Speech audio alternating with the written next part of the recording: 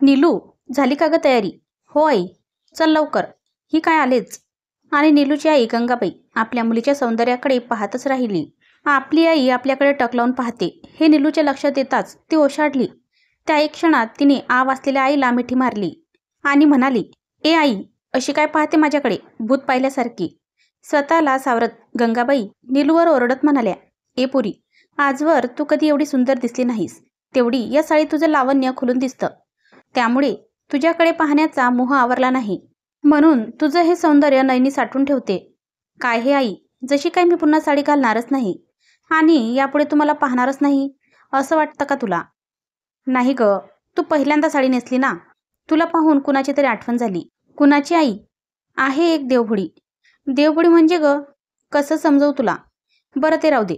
चल आधी आपल्याला जायचं आहे ना. तेच म्हणते मी, कुठे नेतेस मला? काही सांगतही नाहीस. वरून ही साडी घालायला लावलीस. कळेल, सर्व कळेल. धीर धर आणि चल पटकन. बरं चल. पण आई, तू अशीच येणार का? तू पण छानशी साडी घाल की ग. नको बाई, मी अशीच बरी आहे. मी साडी कितीही किमती नेसली तरी तुझ्यासारखी थोडी दिसणार आहे. तू कशी असली तरी मला आवडते. माझी आई आहेस तू. पण तुझ्यासारखी गोरी, तुझे हे कमळासारखे डोळे, चाफेकडी नाक, शेलाटी बांधा, पाठीवर ओढणारे हे हातभर लांब केस, लाल चुटुकोट आणि हरणासारखी सोनेरी कांती, हे सर्व माझ्यात कुठून? मी वेडी गबाळ तुझ्यासोबत चालायला लागली तरी कुणी मायलेक म्हणणार नाही. कुणीतरी कामवाली बाई म्हणतील. बस बस, किती तारीफ करते. तू कामवाली नाहीस, माझी आई आहेस. कळलं? मी जगाला ओरडून सांगेन. त्यात मला कसलाही संकोच वाटणार नाही. कळलं का?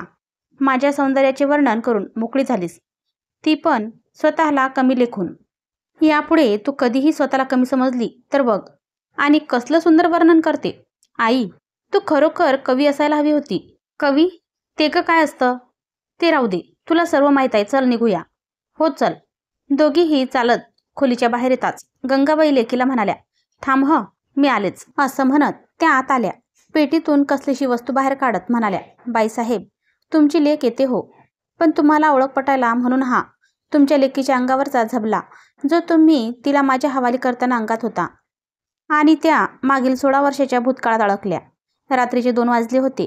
दिवसभर मुंबईचे गजबजलेले रस्ते शांत होते. रस्त्याच्या कडेवरचे दिवे मात्र आपला टिमटिमता काहीसा पिवळसर प्रकाश रस्त्याची शोभा वाढवत रांगेने उभे होते. रस्त्यावर एक्का-दुक्का गाड्या मात्र रस्त्यावरची नीरव शांतता भंग करत होत्या. त्याचवेळी रस्त्याच्या कडेवर अर्धवट झोपेत असलेली भटकी कुत्री मात्र मध्येच भुंकत होती. त्यांच्या भुंकण्याच्या आवाजाने फुटपाथवरील झोपलेले भिकारी मात्र मध्येच करवड बदलताना दिसत होते. आभाळाच्या छायेत, धरतीच्या उबदार स्पर्शात भिकेसाठी वणवण फिरणारे भिकारी निवांत पडलेले, सुखाची झोप गवसायला घर नसलेले भिकारी कुणाची चाहूल लागताच करवड बदलत होते. अशा शांतवेळी गंगी मात्र एका दगडावर बसली होती.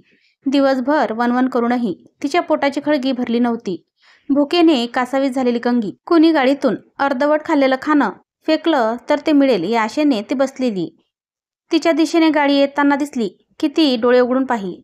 वेळ हळूहळू पुढे जात होती. गंगीचे डोळेही आता शिनायला लागले होते. तरी आशेचा किरण मनात बाळगून असलेली गंगी गाडी आली की मानवर करी. काही वेळात एक धीम्या गतीनं धवल रंगाची फियाट कार येताना पाहून गंगीला आशा वाढली. कारण एवढ्या रात्री येणाऱ्या जाणाऱ्या गाड्या सुसाट वेगाने धावत होत्या. पण ही कार मात्र त्याला अपवाद होती. ती कार अगदी गंगीजवळ येताच थांबली. ते पाहून गंगीचं मन खरं तर भीतीने डगमगलं.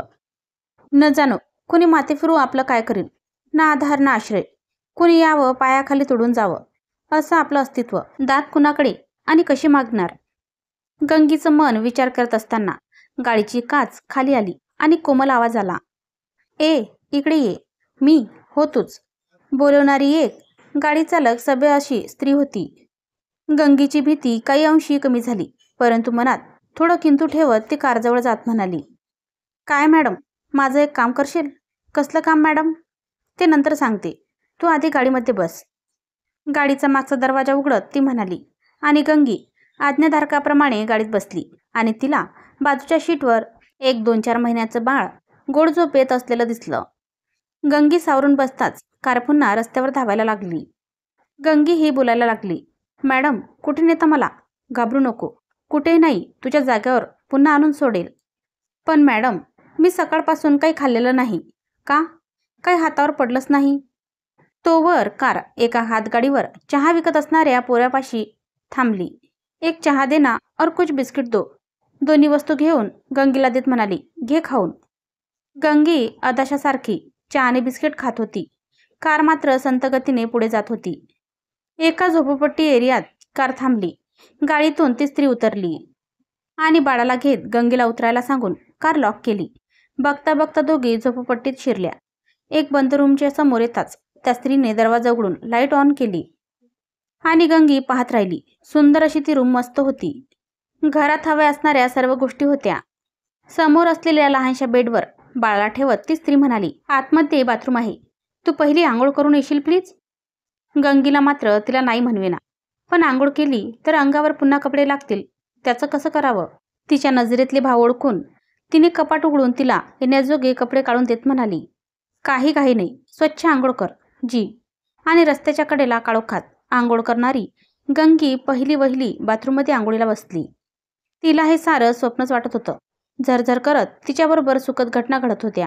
आनंद मनात मावत तिनं नहान आटपून त्या स्त्रीनं दिलेला गाऊन घालून गंगी बाहेर आली आणि आरशात स्वतःला पाहून तिला तीच ओळखता आली नाही. ती स्त्री मात्र छान म्हणाली. पुढचा आदेश गंगीला आला. तुला चहा बनवता येतो? हो. गॅस पेटवता येतो? हो. चले मागे. दोघी तिथल्याच किचनमध्ये आल्या. तिने चहाची सामग्री दाखवून फ्रीजमध्ये दूध असल्याचं सांगून ती बाळाजवळ बसली. 2 हाती 2 कप चहा घेऊन गंगीने एक त्या बाईला देत म्हणाली, मॅडम एक विचारू? हो. पण हेच विचारणार ना की मला इथं का आणलं? हे सर्व माझ्यासाठी का करता? आपल्या मनातलं अचूक भाव ओळखले कसे? या संभ्रमात असलेल्या त्या बाईकडे गंगी कौतुकाने पाहत होती. तिच्या डोळ्यातले भाव पाहून ती स्त्री म्हणाली, अशी हैराण होऊ नको. नाही, पण एक, कुणासाठी कुणी फुकट करत नाही. तुला मी त्या रस्त्यावर आज 4 दिवस पाहते आहे. कुणाच्या पुढे मागे करत नाही. कुणी मुद्दाम तुला दिलं काही तरच घेतेस. हे सर्व पाहून तुला इथं आणली. तेच विचारते मॅडम, मला का आणलं? सांगते. पण तुझं नाव? गंगी म्हणतात मला. तुझं कुणी अजून आहे? नाही. गंगी, तू या बाळाची आई होशील? मी? हो, तूच. तुला काही कमी पडणार नाही. सर्व मिळेल. फक्त हिला मोठं करायचं, शिक्षण द्यायचं. मी तुला सारा खर्च पुरवत राहील. प्रत्येक महिन्यात तुला पैसे मी देईन. पण बँकमध्ये जायचं ते मी तुला दाखवेन.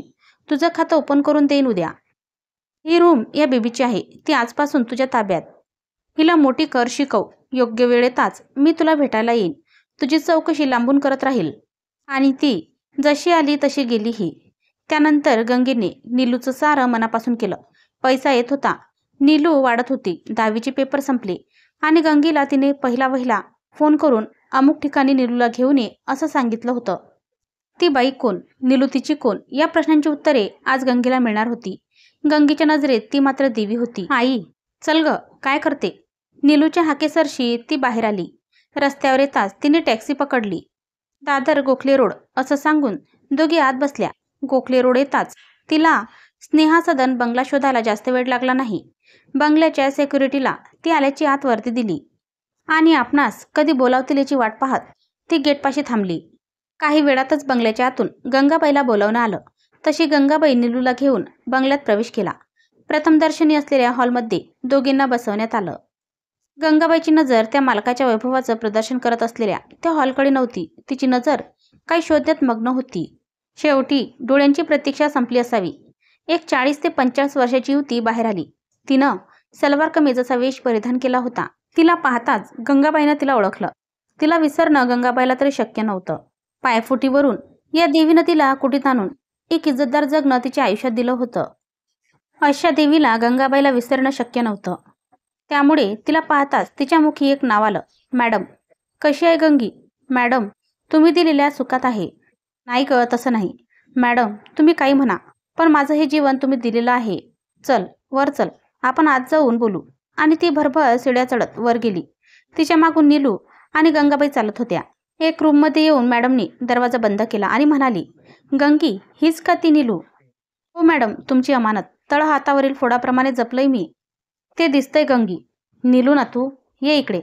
हा काय प्रकार आहे? ही बाई कोण? आणि आई मला इकडे का घेऊन आली? या प्रश्नात अडकलेली नीलू मात्र आश्चर्याने कधी आईजवळ तर कधी त्या मॅडमकडे विस्फरलेल्या नजरेनं मनात असंख्य विचारांचं काहूर घेऊन पाहत होती. आणि अचानक, नीलू ना तू? असं त्या मॅडमने प्रश्न करताच तिने मानेने होकार दिला. ये इकडे. नीलू उठून तिच्यापाशी जात म्हणाली, तुम्ही मला ओळखता? हो, अगदी जन्माला आल्यापासून. काय मग, आईने कधी सांगितलंच नाही तुमच्याबद्दल? हो, मीच तिला मनाई केली होती. पण का? ते सांगते, पण तू आधी बस. तुला मला डोळे भरून पाहू दे. हां मॅडम, बघा तुमची ही अमानत मी सुरक्षित जपून ठेवली. आणि किती सुंदर दिसते अक्षी, तुमच्यावानी.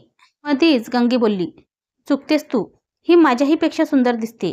आई, या कोण? तू मला इथं का आणलंस? मला समजेल का? मी सांगते. सांगा प्लीज, मी अधीर झाली तुमचं बोलणं ऐकायला. मन घट्ट करून ऐक. ती वेळ आली आहे तुला सर्व सांगायची. सांगा मॅडम. तू ह्या गंगीची मुलगी नाहीस. मॅडम, ही थट्टा करण्याची वेळ नाही. ही थट्टा नाही. थट्टा तर सत्य घटना आहे.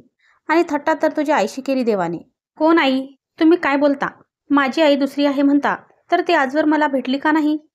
आणि अनाथसारखं मला या आईजवळ का ठेवलं? मला ते काही माहीत नाही.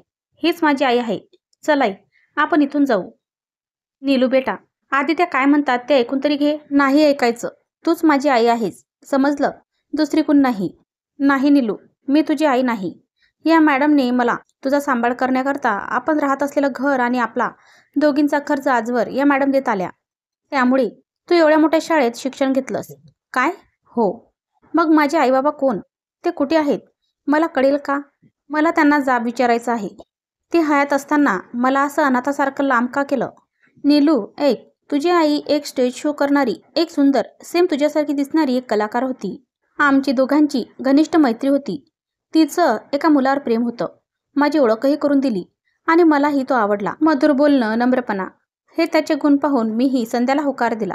ते दोघं आपल्या विश्वात रमत होते. एक दिवस दोघं दौऱ्यावर असताना लग्नाआधी चुकी करून बसली. तिने मला तसं सांगितलंही. मी तिला बरंच ओरडलीही. पण झालेली चुकी आता बदलणार नव्हती. एक दिवस तो काळाकुट्ट दिवस आला. आम्ही दोघी जणी एका शोला गेलो असताना तिला फोन आला.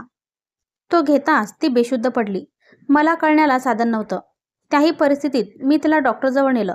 तेव्हा तू तिच्या गर्भात वाढत असल्याचं मला कळलं. मी तिला खूप ओरडणार होती, पण काही वेळात मला कळलं की तुझे वडील अवनीश हे विमान अपघातात वारले होते. त्याचा जबरदस्त शॉक तुझ्या आईला बसला आणि ती वेड्याप्रमाणे वागू लागली. दिवस लोटले, मी तिला सोडलं नव्हतं. तू राहत असलेल्या घरी आम्ही राहत होतो. त्या दिवशी तिच्या पोटी कळा यायला लागल्याने मी तिला हॉस्पिटलमध्ये नेलं. तुला जन्म देताच ती अवघ्या तासाभरात जगाचा निरोप घेतला. अवनीशच्या घरच्यांबद्दल मला काहीच माहीत नव्हतं. तुझं काय करावं हा मोठा प्रश्न होता. कारण माझं लग्न घरच्यांनी ठरवलं होतं. वडिलांना मी तुझ्याबद्दल सर्व सांगितलं. त्याने तुझा खर्च देण्याचं मान्य केलं. आणि मी या गंगीला तुझी आई बनवून राहायला सांगितलं. त्याप्रमाणे तिनं तुझा सांभाळ केला. पण आज मीच तिला तू कोण हे कळावं म्हणून बोलावलं. एवढं बोलून मॅडम थांबली आणि नीलूचा हुंदका बाहेर फुटला. आणि तिने गच्च त्या मॅडमला मिठी मारत म्हणाली, मावशी, तुम्ही खरंच महान आहात. मलाच नाही तर या माझ्या गंगे आईलाही सावरलात. तुमचे उपकार कसे फेडू? नाही नीलू, उपकार नाही. मी माझ्या मैत्रिणीची अखेरची निशाणी जपली खरी, पण माझं लग्न झाल्याने मी परदेशी सेटल झाले. त्यामुळे तुझ्याकरता काही करता आले नाही. मॅडम, मी बोलू का? मध्येच गंगेनं विचारलं. हो बोल की. एवढ्या वेळात तुम्ही कॉल करायच्या, पण तुमचं कधी नाव नाही समजलं. अनुपमा. खरंच मॅडम, तुम्ही या नीलूचं आयुष्य सावरलंच. पण मी कुणी नसताना एका भिकारणीला मान सन्मान देऊन आईचा दर्जा दिलात. तुमच्या नावातच अनुकंपा आहे. त्याप्रमाणे तुम्ही अनुपमा.